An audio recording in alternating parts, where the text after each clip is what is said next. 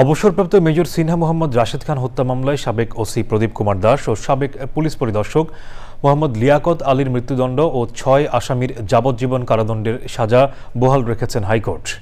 Death reference ও appeal নিষ্পত্তি করে ওই রায় দিয়েছেন আদালত। রায়ের প্রতিক্রিয়ায় সিনহার বোন বলেছেন, আপিল বিভাগেও আসামিদের সাজা বহাল থাকলে চূড়ান্তভাবে বলা যাবে তারা সন্তুষ্ট। মাজহারুল হক মান্নার রিপোর্ট। এই ঈদে জামা জুতো অ্যাক্সেসরিজের ডিসকাউন্ট।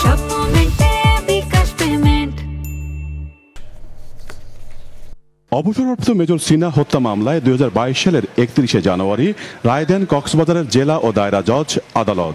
এতে আসামি ১৫ জনের মধ্যে বরখাস্ত ওসি প্রদীপ ও পরিদর্শক লিয়াকতকে মৃত্যুদণ্ড ও ৬ জনকে যাবজ্জীবন কারাদণ্ডাদেশ দেওয়া হয়। যাবজ্জীবন সাজাপ্রাপ্ত হলেন টেকনাফ থানার বরখাস্ত এসআই নন্দ দুলাল রক্ষিত, কনস্টেবল রুবেল শর্মা ও সাগর দেব, কক্সবাজারের মোহাম্মদ নুরুল আমিন, মোহাম্মদ আইয়াজ ও মোহাম্মদ নিজামুদ্দিন। খালাস দেওয়া হয় ৭ জনকে। ২০২২ সালের ফেব্রুয়ারিতে বিচারিক আদালতের রায়সহ নথিপত্র হাইকোর্টে পৌঁছানোর পর দণ্ডাদেশের বিরুদ্ধে আসামিরা আপিল করেন। আপিল ও ডেথ রেফারেন্সের উপর রাষ্ট্র ও আসামিপক্ষের যুক্তি উপস্থাপন শেষে রায় ঘোষণা করেন হাইকোর্ট। ২ জনের ফাঁসি এবং ৬ জনের যাবজ্জীবন জেল এটি বহাল রেখেছে। লিয়াকত তার নিথর দেহে পা দিয়ে আঘাত করেছে। প্রদীপ এসে তার নলির উপরে বুটের আঘাতে মৃত্যু নিশ্চিত করেছে। মেজর সিনহার যদি ন্যায় বিচার না হয়, রাষ্ট্র যদি মেজর সিনহা হত্যাকাণ্ডের ন্যায় বিচার করতে ব্যর্থ হয়, তাহলে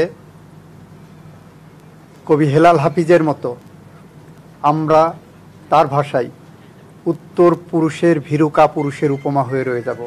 এখন এটা অ্যাজ ইউজুয়াল ডেথ রেফারেন্স হিসেবে অ্যাপিলেট ডিভিশনে যাবে, তারপরে যদি রিভিউ হয় রিভিউ হবে এবং প্রেসিডেন্ট মার্জনা তারপরে এইটা এক্সিকিউশন কার্যকরী হবে।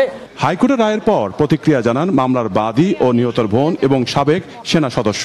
সন্তুষ্ট সেদিনই হব, কারণ আমাদের তো আরও সামনে যেতে হবে, আরও কিছু পথ যেতে হবে।